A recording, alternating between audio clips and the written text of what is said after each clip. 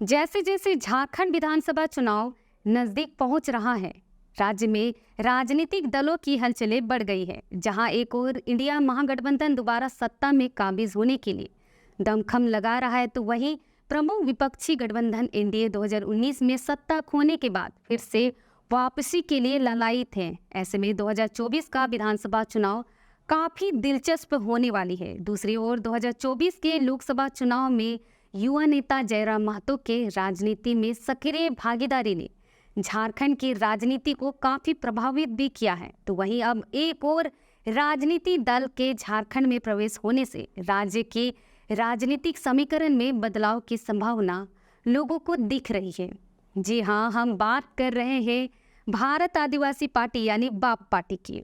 आज यानी 9 जुलाई 2024 को मंगलवार राजधानी रांची में आदिवासी समागम करके अपनी मजबूत उपस्थिति देने वाली है। ऐसे में आदिवासी बहुल राज्य झारखंड में इस नए पार्टी के आगमन से राजनीतिक समीकरण में क्या और कैसे प्रभाव पड़ेगा, यह देखना काफी दिलचस्प होने वाली है।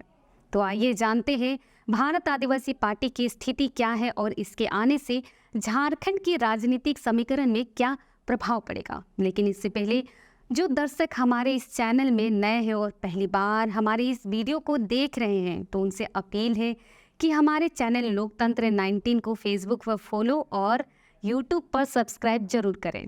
तो चलिए शुरू करते हैं। जोहार, मैं हूँ सीमा कच्छप और आप देख रहे हैं लोकतंत्र 19।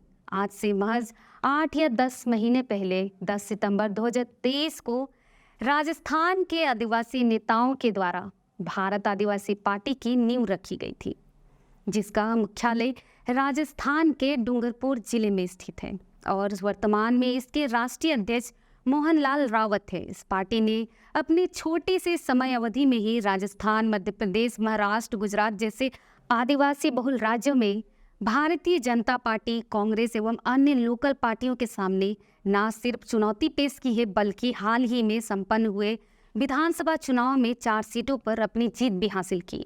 वहीं अब इस पार्टी ने अपना पहला सांसद राजकुमार रावत के रूप में 2024 लोकसभा चुनाव के तहत सदन में भेज दिया है।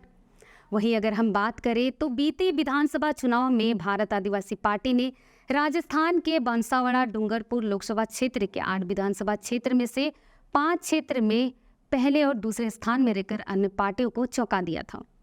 और उनके अपने प्रमुख उद्देश्य में बाप पार्टी का कहना है कि भारत आदिवासी पार्टी आदिवासी समुदायों के जीवन को बेहतर बनाने के लिए समर्पित है। उनका कहना है कि वे सरल रोजमर्रा के शब्दों और कार्यों में विश्वास करते हैं जो सकारात्मक बदलाव लाते हैं। हम यह सुनिश्चित करने के लिए प्रतिबद्ध है कि आदिवासी लोगों की शिक्षा, स्वास्थ्य देखभाल और आर्थिक अवसरों तक पहुँच हो, ताकि वे गरिमा और सम्मान के साथ पूर्ण जीवन जी सके। भारत आदिवासी पार्टी पर्यावरण को लेकर काफ़ी चिंतित है। हम अपनी प्राकृतिक दुनिया की सुरक्षा और संरक्षण के लिए अथक प्रयास करने की प्रतिज्ञा करते हैं। हम उन नीतियों को समर्थन करेंगे जो स्वच्छ ऊर्जा को बढ़ावा देती है, प्रदूषण को कम करती है और वर्तमान और भविष्य की पीढ़ियों के लाभ के लिए हमारे बहुमूल्य पारिस्थितिकी तंत्र की रक्षा करती है। खैर, या तो है भारत आदिवासी का कहना यानी बाप पार्टी का कहना है। ऐसे में झारखंड जैसे आदिवासी बहुल राज्य में बाप पार्टी यानी आदिवासी पार्टी का आगमन होती है तो कहीं ना कहीं राजनीति में प्रभावित जरूर करेंगे। वैसे आपको जानकारी के लिए बता दूं, झारखंड में कुल आबादी के लगभग 26% यानी 1 करोड़ के आसपास आदिवासियों की जनसंख्या है, जो यहाँ के राजनीतिक समीकरण को प्रत्यक्ष रूप से काफ़ी प्रभावित करते हैं।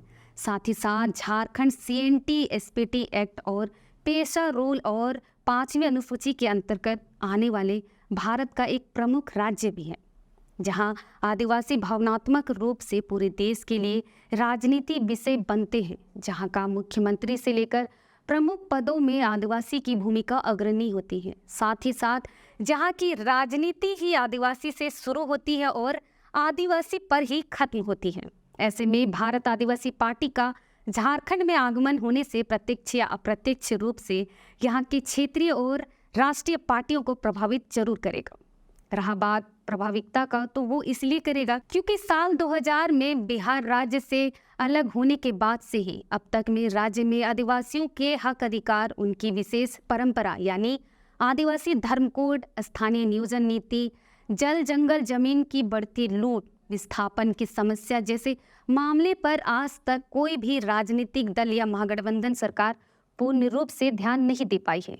ऐसे में आदिवासी समाज अपने को ठगे ठगे से महसूस करते रहे हैं और ना चाहते हुए भी इन क्षेत्रीय और राष्ट्रीय दलों के साथ रहते हैं। लेकिन अब उन्हें विकल्प के रूप में भारत आदिवासी पार्टी मिलने वाला है। तो हो ना हो, आज या कल अगर सही से इस पार्टी को झारखंड में क्रियान्वित किया गया तो आने वाले समय में झारखंड के राजनीतिक समीकरण में काफ़ी बदलाव आ सकता है।